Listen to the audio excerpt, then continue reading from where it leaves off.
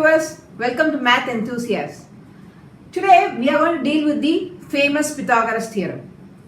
Well, we are all aware of this theorem right from our class 7, right? So let us see how we can geometrically derive this theorem. So as we all know, in a right angle triangle, this theorem states that the sum of the square of the sides is equal to the square of the hypotenuse, which is the longest side.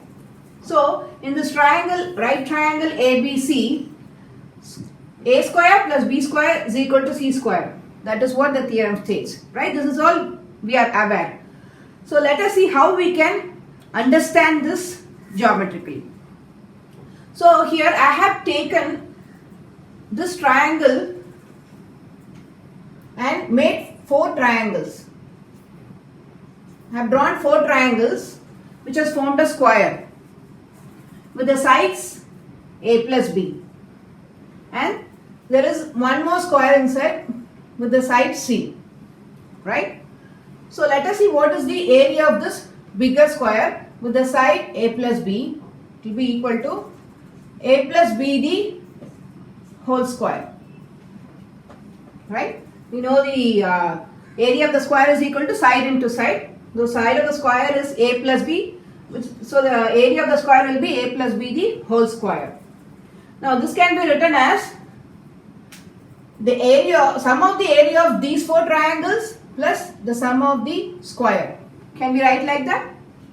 So this will be, we know that the area of a triangle is half into base into height. So since we have 4 triangles, we will have 4 times half into base into height, that is a into b, plus sum of this square area, that is c square. So this square side is c, so we'll have the area will be c square.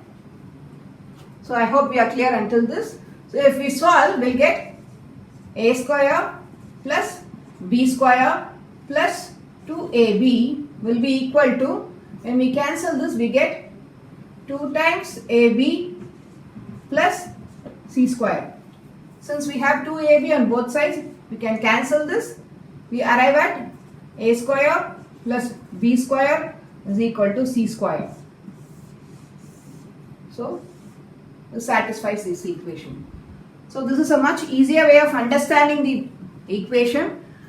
I hope in future we'll never forget this Pythagoras theorem.